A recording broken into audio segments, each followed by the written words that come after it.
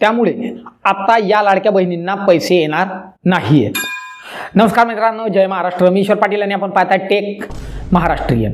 मित्रांनो, काल लाडकी बहीण योजनेचा GR सुद्धा आला आणि या तुमच्या सप्टेंबर आणि ऑक्टोबर महिन्यासाठी जे मुख्यमंत्री माझी लाडकी बहीण योजनेमध्ये तुम्हाला जे हप्ते 2 बाकी आहेत तुमचे ते वाटप करण्यासाठी कालच शासनातर्फे GR प्रसिद्ध करण्यात आला मित्रांनो। हो, आणि या GR मध्ये तुमच्यासाठी काही महत्त्वाचे निर्णय शासनातर्फे घेण्यात आलेले आहेत आणि सोबतच मुख्यमंत्री माझी लाडकी बहीण योजनेमध्ये आतापर्यंत ज्या महिलांची KYC बाकी आहे, KYC वर सुद्धा शासनाने एक खूप मोठा निर्णय घेतलेला आहे मित्रांनो। अखेर मुख्यमंत्री माझी लाडकी बहीण योजनेची KYC जी साईट चालत नाहीये, काही प्रॉब्लेम येत आहे, तुम्ही रात्रंदिवस जागे करून तुम्ही KYC करताय बरोबर, तर आता KYC ची अंतिम तारीख सुद्धा ठरवण्यात आली मित्रांनो। हो, म्हणजे आता तुम्हाला सर्व लाडक्या बहिणींना KYC करणं बंधनकारक आहे।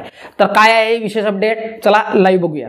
तर मित्रांनो, इथं बघू शकताय तुम्ही मुख्यमंत्री माझी लाडकी बहीण योजनेसाठी सन 2025-26 या आर्थिक वर्षामध्ये निधी वितरण करण्याबाबतचा GR मित्रांनो तुम्ही बघू शकताय। कालचा GR आहे 29 ऑक्टोबर 2025 आणि यामध्ये इथं खाली तुम्ही बघू शकता शासन निर्णयामध्ये मुख्यमंत्री माझी लाडकी बहीण या योजनेसाठी अनुसूचित जाती घटकांकरता सन 2025-26 आर्थिक वर्षात मागणी क्रमांक N2235 सामाजिक सुरक्षा व कल्याण 02 समाज कल्याण 789 अनुसूचित जातींसाठी विशेष घटक योजना।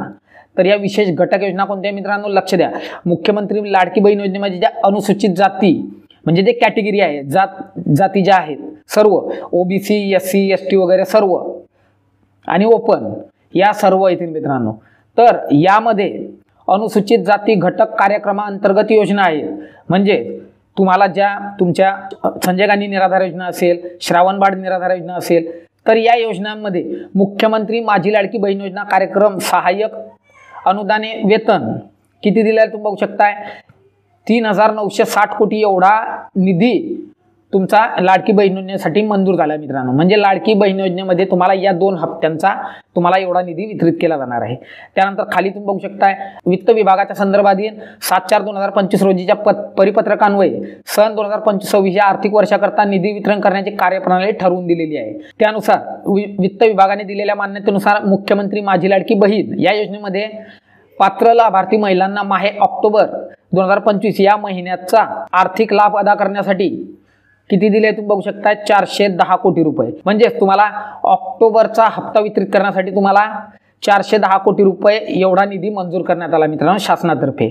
त्यानंतर खाली तुम्ही बघू शकता महिला व बाल विकास विभाग यांना अर्थसंकल्पीय निधी वितरण प्रणाली वर वितरित करण्यास शासन मान्यता देण्यात येत आहे। म्हणजे तुमचा जो हा निधी आहे तुम्हाला माहिती की DBT मार्फत तुमचा निधी आहे तुमच्या खात्यामध्ये वितरित केला जाणार आहे मित्रांनो। तर या GR मध्ये सर्वात महत्त्वाचं काय मित्रांनो, तर जे तुम्ही संजय गांधी निराधार योजना असेल किंवा तुमची श्रावणबाळ योजना, इंदिरा गांधी विधवा पेन्शन आहे, तर या योजनांचा ज्या महिला लाभ घेत आहेत त्या महिलांसाठी अतिशय महत्त्वाचा GR आहे मित्रांनो। इथं खाली तुम्ही बघू शकताय सदर निधी अर्थसंकल्पीय वितरण प्रणालीवर वितरित करण्यात आला आहे। सदर वितरित निधी खर्च करताना नियंत्रक अधिकारी यांनी विहित पद्धतीने काटकसरीच्या उपाययोजना करून खर्च करावा। सध्याच्या शासकीय धोरणास अनुसरून मंजूर आराखड्यानुसार याच वर्षात निधी खर्च होईल याची दक्षता घ्यावी। म्हणजे हा निधी तुमचा याच वर्षात वाटप होणार आहे, याला पुढे कोणी वापरू शकत नाही बरोबर। त्यानंतर तसेच उपलब्ध करून दिलेल्या निधीला खर्चाचा अहवाल वगैरे सर्व तुम्हाला ते डायरेक्ट सर्व रेकॉर्ड तिथून तुमचं आधी महिला बाल विकास विभागात जमा होईल, त्यानंतर तहसील आणि कलेक्टर ऑफिस, म्हणजे अशा पद्धतीने सर्व यंत्रणा काम करणार आहे मित्रांनो। आणि तुम्ही सर्वात महत्त्वाचं बघू शकताय सामाजिक व न्याय विशेष सहाय्य विभागाने महिला व बाल विकास विभाग यांना प्रत्येक महिन्याच्या 10 तारखेपर्यंत पाठवणे दक्षता घ्यावी। म्हणजे तुम्हाला आता प्रत्येक महिन्याच्या 10 तारखेपर्यंत मुख्यमंत्री लाडकी बहीण योजनेचा हप्ता तुमच्या खात्यात वितरित केला जाणार आहे।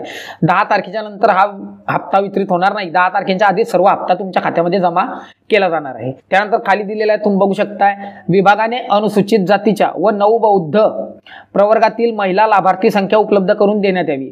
म्हणजे तुमच्या नवबौद्ध प्रवर्गातील जेवढ्या महिला आहेत आणि अनुसूचित जातीतल्या जेवढ्या महिला असतील कॅटेगरीमध्ये त्या सर्वांचं रेकॉर्ड म्हणजे त्यांची संख्या की किती महिला या कॅटेगरीमध्ये आहेत यांची संख्या शासनाला उपलब्ध करून देणे असा आदेश शासनातर्फे घेण्यात आला आहे मित्रांनो। तसेच अनुसूचित जाती व नवबौद्ध प्रवर्गातील घटक कार्यक्रमांतर्गत उपलब्ध करून देण्यात येणाऱ्या निधीचा विनियोग अनुसूचित जातीच्या व नवबौद्ध प्रवर्गातील लाभाकरिताच होईल याची दक्षता घ्यावी। म्हणजे हा निधी दुसऱ्या ठिकाणी वापरू शकत नाही, तिथेच तुम्हाला त्याच महिलांना वितरित केला जाणार आहे। आणि त्यानंतर सर्वात महत्त्वाचं बघा खाली दिलेलं आहे विशेष सहाय्य विभागाच्या संजय गांधी निराधार म्हणजेच तुमच्या सामाजिक न्याय विभाग व विशेष सहाय्य विभाग तुमच्या संजय गांधी निराधार योजना आणि श्रावण बाळ सेवा राज्य निवृत्ती वेतन योजना अंतर्गत राज्यातील पात्र महिला लाभार्थ्यांना मुख्यमंत्री माझी लाडकी बहीण या योजनेद्वारे दुसऱ्यांदा आर्थिक अनुदान मिळणार नाही।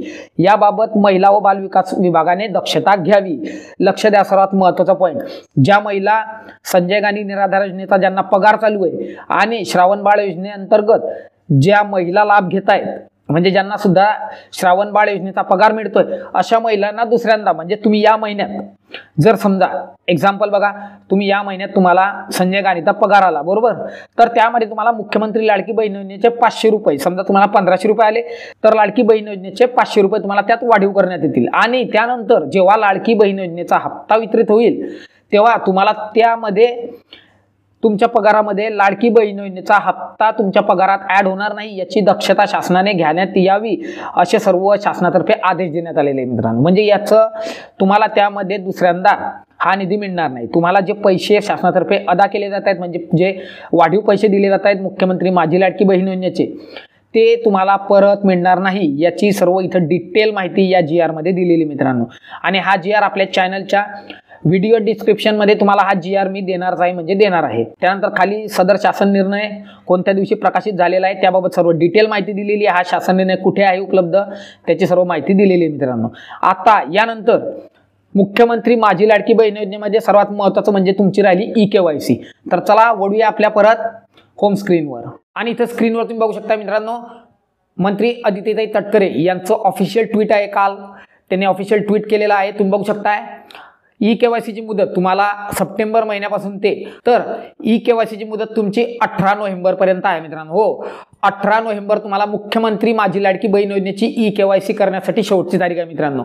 18 नोव्हेंबर पासून साईट पूर्णपणे बंद केली जाणार आहे। म्हणजेच 18 नोव्हेंबर पर्यंत ज्याही लाडक्या बहिणींच्या अजून eKYC बाकी असेल करायची त्यांनी त्वरित तुमच्या जवळच्या आपले सरकार सेवा केंद्र असेल किंवा तुमचा मोबाईल वापरून सुद्धा तुम्ही घर बसल्या तुमची eKYC अगदी सहजपणे पूर्ण करू शकता। त्यामुळे 18 नोव्हेंबरच्या आधी सर्व लाडक्या बहिणींनी eKYC पूर्ण करून घ्यावी असे आवाहन मंत्री अदितीताई तटकरे यांनी सर्व लाडक्या बहिणींना केलेलं आहे। तर अशा प्रकारे मित्रांनो मुख्यमंत्री माझी लाडकी बहीण योजनेमध्ये लवकरच तुम्हाला सप्टेंबर आणि ऑक्टोबर दोघं महिन्यांचा हप्ता तुमच्या खात्यात जमा केला जाणार आहे आणि त्यामध्ये जे बदल होते ते सुद्धा तुम्हाला सांगितले आहे। आणि मुख्यमंत्री माझी लाडकी बहीण योजनेसाठी तुम्हाला जी eKYC ची अट ठेवण्यात आली आहे तिची मुदत सुद्धा तुम्हाला सांगितलेली 18 नोव्हेंबर पर्यंत सर्व लाडक्या बहिणींनी eKYC पूर्ण करून घ्यावी असं आवाहन मंत्री अदितीताई तटकरे यांनी तुम्हाला केलेलं आहे। आशा करतो की मी जे तुम्हाला माहिती दिली ती आवडली असेल आणि बऱ्यापैकी समजली सुद्धा असेल। तर चला भेटू आपल्या पुढच्या अजून एका दणदणीत इंटरेस्टिंग आणि जबरदस्त टॉपिक मध्ये।